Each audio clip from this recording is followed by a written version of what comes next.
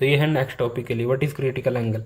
It is the angle of incidence for which the angle of refraction is 90 degree, यानी वो angle जिसके लिए angle of refraction होगा 90 degree, उसको हम बोलेंगे क्रिटिकल एंगल। क्या मतलब है इस बात का, यहाँ से समझते हैं डायग्राम से। ये एक इंटरफेस है और यहाँ से ये है डेंसर मीडियम और ये है हमारा रेयर मीडियम, और लाइट जाती है डेंसर टू रेयर मीडियम इस पोजीशन में। तो ये जो लाइट है वो चली गई डेंसर टू रेयर, और आपको पता है भी जब भी लाइट डेंसर टू रेयर जाती है तो वो ये है नॉर्मल, नॉर्मल से दूर चली जाती है। वैसे तो ये लाइट जाती है ऐसे, ऐसे जाती है सीधी की सीधी, लेकिन यहाँ पे क्या है, ये डेंसर मीडियम है, ये रेयर मीडियम है, तो ये away from the normal move कर गई। यहाँ पे ये लाइट जाती है ऐसे, ये भी अवे फ्रॉम नॉर्मल मूव कर गई, है ना। यहाँ पे एंगल था आई, अगर मैं बोलूँ मैं इस लाइट को ऐसे लेके जाऊँगा तो ये और इस साइड बैंड हो जाएगी, और अगर ये और इस साइड बैंड हो जाएगी तो ये लगभग इस सरफेस के बिल्कुल ऐसे चलेगी पैरेलल, इस सरफेस के पैरेलल हो गई, यानी नॉर्मल के साथ 90 डिग्री का एंगल, यानी वो इंसिडेंट एंगल जिसके लिए रिफ्रैक्शन का एंगल हो जाए 90 डिग्री, उसको हम बोलते हैं critical angle. Simple, critical angle सभी को समझ में आ गया, वो इंसिडेंट एंगल जिसके लिए एंगल ऑफ रिफ्रैक्शन 90 डिग्री हो। अब यहाँ पे क्या है, total internal reflection of light. इसका मतलब क्या है टोटल इंटरनल रिफ्लेक्शन का, पहले डायग्राम से समझ लेते हैं, बाद में करेंगे डेफिनेशन। यहाँ से हम जाएंगे हमेशा ही रेयर टू डेंसर, यानी टोटल इंटरनल रिफ्लेक्शन की पहली कंडीशन ही यही है कि आपको रेयर से डेंसर मीडियम से रेयर मीडियम में जाना है। तो जब भी हम डेंसर मीडियम से रेयर में जाएंगे तो लाइट नॉर्मल से दूर चली जाएगी, लाइट नॉर्मल से दूर चली जाएगी, लाइट नॉर्मल से दूर चली जाएगी। और जब भी हम इस एंगल को इंक्रीज करेंगे तो एक ऐसा एंगल आएगा जिसमें एंगल ऑफ रिफ्रैक्शन हो जाएगा 90 डिग्री, ये ऐसे लाइट चली गई। और अगर मैं बोलूँ कि मैं इसको और ज़्यादा इंक्रीज कर दूँ इस एंगल को, तो और ज़्यादा इंक्रीज कर दोगे तो लाइट नॉर्मल से और ज़्यादा दूर चली जाएगी, है ना। पहले केस में लाइट ये ऐसे चली गई दूर, दूसरे केस में लाइट ऐसे जाती लेकिन ये ऐसे चली गई दूर, तीसरे केस में लाइट ऐसे जाती तो ये और दूर चली गई नॉर्मल से। तो जैसे ही ये नॉर्मल से दूर गई तो ये तो वापस उसी मीडियम में चली गई। तो ये तो रिफ्रैक्शन होने की बजाय यहाँ पे क्या हो गया, रिफ्लेक्शन ही हो गया। ये रिफ्रैक्शन है, ये भी रिफ्रैक्शन है, ये क्या है, ये तो रिफ्लेक्शन है ना, एक ही मीडियम में चले जाना वापस, ये है रिफ्लेक्शन ऑफ लाइट। तो अब देख लेते हैं डेफिनेशन। तो ये हुआ कब है, जब हमने एंगल को क्रिटिकल एंगल से भी ज़्यादा कर दिया, इंसिडेंस एंगल को, है ना। ये कम एंगल है, ये थोड़ा और ज़्यादा है जिसको हमने क्रिटिकल एंगल बोल दिया, थोड़े और ज़्यादा एंगल पे इंसिडेंस करा दिया, क्रिटिकल एंगल से भी ज़्यादा कर दिया।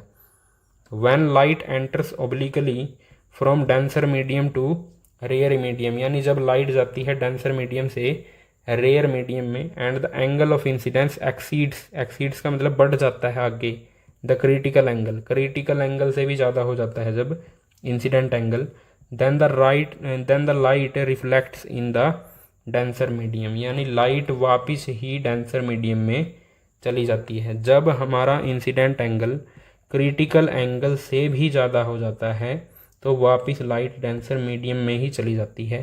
इसको हम बोलते हैं total internal reflection of light. I hope आपको डायग्राम से क्लियर हो गया होगा what is total internal reflection. दो कंडीशन मैंने आपको बताई हैं टोटल इंटरनल रिफ्लेक्शन की। फर्स्ट कंडीशन क्या है, हमको डेंसर मीडियम से रेयर मीडियम में जाना है। दूसरी कंडीशन है एंगल ऑफ जो इंसिडेंस है वो ग्रेटर देन होना चाहिए क्रिटिकल एंगल से, तभी जाके होगा टोटल इंटरनल रिफ्लेक्शन। तो इस टोटल इंटरनल रिफ्लेक्शन, ये क्यों पढ़ लिया टोटल इंटरनल रिफ्लेक्शन, तो हम पढ़ेंगे इसके बेस पे रेनबो को। रेनबो वैसे तो एक डिस्पर्सन का फिनोमिना है, लेकिन यहाँ पे थोड़ा सा रोल जो है टोटल इंटरनल रिफ्लेक्शन का भी है। It is a natural spectrum appears in the sky after rain shower. तो ये तो सभी को पता है एक नेचुरल स्पेक्ट्रम है। स्पेक्ट्रम क्या होता है, कई लाख साल पहले हमने पढ़ा था भी, spectrum of light is A band of 7 colours, है ना। जो वाइट लाइट जो है किसी प्रिज्म में से जाती है तो वो 7 कलर्स में टूट जाती है, और यहाँ पे स्क्रीन पे हमें 7 कलर्स मिलते हैं। इस बैंड को हम बोलते हैं स्पेक्ट्रम।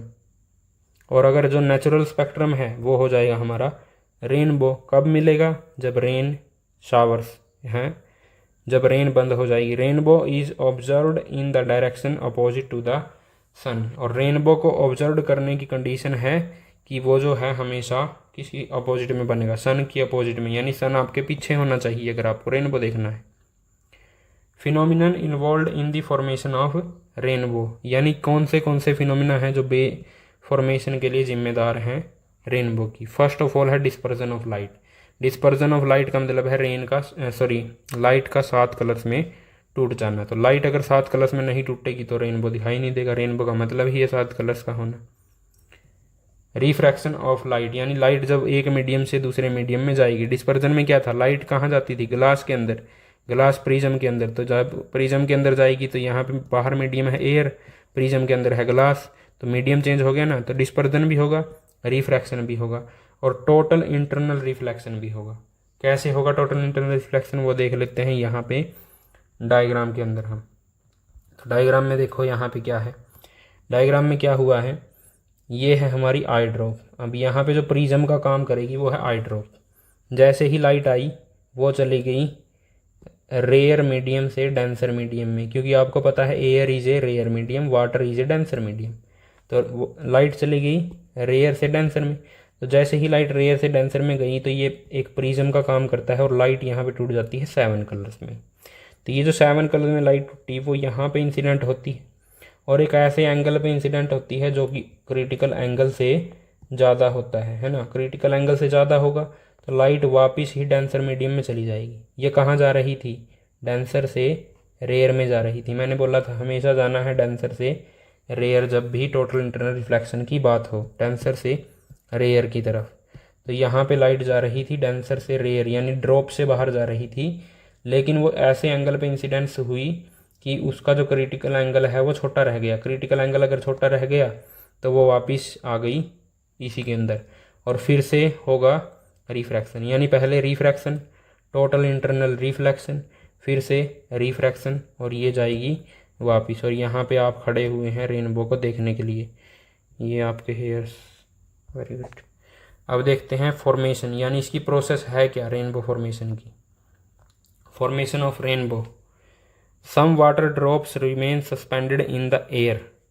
तो सम वाटर ड्रॉप्स जो हैं वो एयर में ही रह जाती हैं, उनका वेट जो है बिल्कुल कम होता है।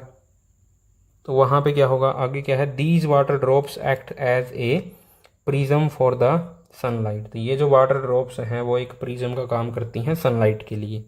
When the light fall on the rain drop it first reflect and get disperse refract sorry जब लाइट इस रेन ड्रॉप पे गिरती है तो वो रिफ्रैक्ट होती है, यानी उसके अंदर चली जाती है और अंदर जाके वो हो जाती है डिस्पर्स, यानी 7 कलर्स में टूट जाती है।